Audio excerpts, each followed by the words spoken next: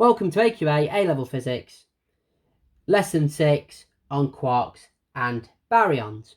So in the last lessons we had a look at fundamental particles called leptons. And we also said that exchange particles were fundamental. Well, the final fundamental part of matter we're going to look at is quarks. Now, quarks make up baryons and mesons. We said in lesson 5 that for a baryon there are 3 quarks. We said for a meson there is a quark and an antiquark. Well, in actual fact there are 6 different quarks, 6 different flavours, or we sometimes refer to them as types. Now there are 6, and we have got up, down, strange, charm, top and bottom. Now, just like leptons, they come in generations. So we have a first generation, a second generation, and a third generation. Our first generation quarks are up and down. Our second are strange and charm. And our third, top and bottom. Now for the AQA syllabus, you only need to know up, down and strange. Charm, top and bottom exist, but top and bottom are very rare. Now, just like leptons, the further we go down our generation, we increase in mass. So we've just looked at our 6 quark flavours and we've discussed generation. We're now going to have a look at 3 properties of quarks: their charge, their baryon number and their strangeness. We have up, down, strange that are matter effectively, and anti-up, anti-down and anti-strange that are antimatter. So we find that an up quark, down quark and strange quarks and their antimatter particles have fractional charges. But these 3 quarks add together in a baryon to create a whole charge, or my quark and my antiquark combine to make a whole charge. We cannot have a fractional charge left over. So we find that an up quark has a charge of plus 2/3 E. Now E is elementary charge, so 2/3 of 1.6 times 10 to the minus 19 coulombs. We find that a down is a minus 1/3 E, and we find that a strange is also minus 1/3 E. Now, just like normal antimatter, their charge is the opposite. So our anti-up becomes minus 2/3, our anti-down becomes plus 1/3, and our anti-strange becomes plus 1/3. Baryon number is a number associated with baryons, i.e. protons and neutrons, and you'll have 3 quarks which create a baryon number of 1 or minus 1. If you've got 3 quarks, it's going to be plus 1. If you've got 3 antiquarks, it's going to be minus 1. So we find out up, down and strange all have a baryon number of plus 1/3.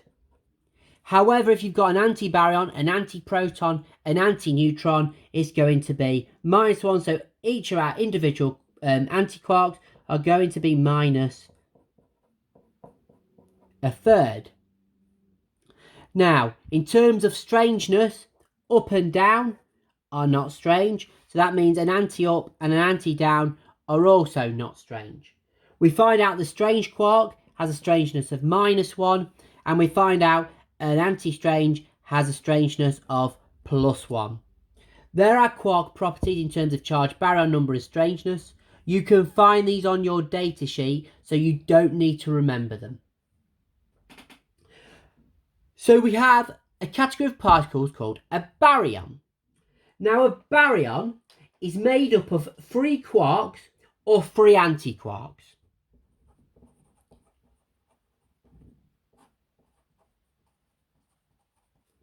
Now, we can't have a mixture in a baryon. We can't have 2 quarks and 1 antiquark. That doesn't work.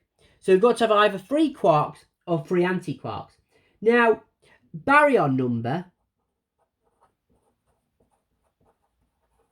has to be conserved.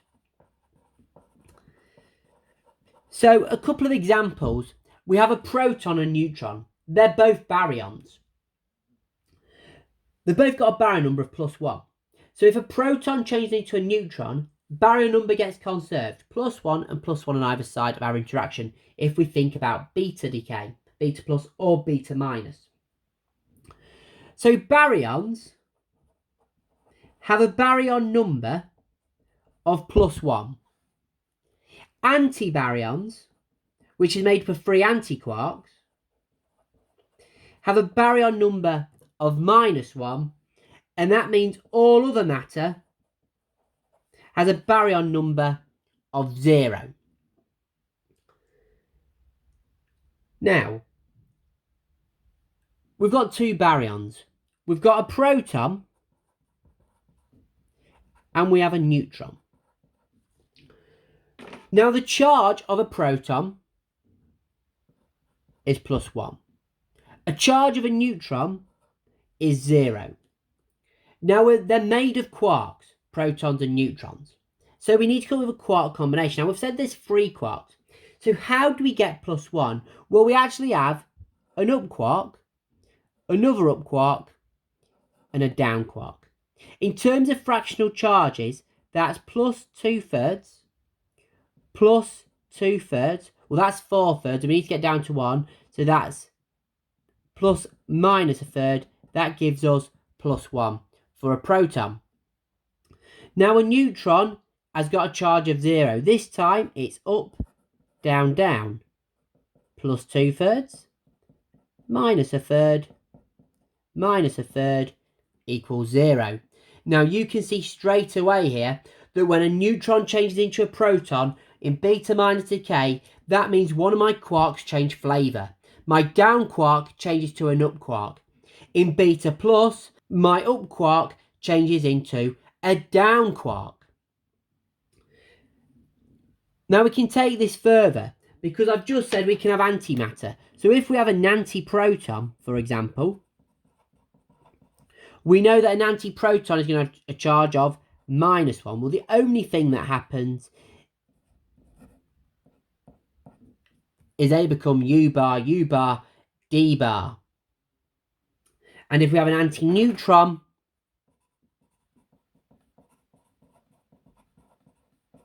we actually get U bar, D bar, D bar. And that's all you need to know for baryons.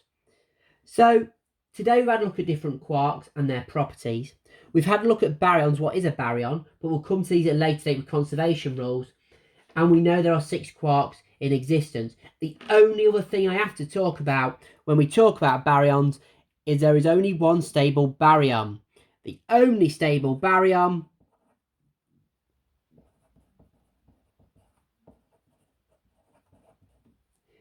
in actual fact is the proton. Neutrons will decay into a proton. Protons are stable. So, we've got a proton that's only stable baryon. We know that baryons have a baryon number of +1. We know they're made of 3 quarks or 3 antiquarks, and baryon number has to be conserved. We've got 6 quarks, up, down, strange charm, top, bottom.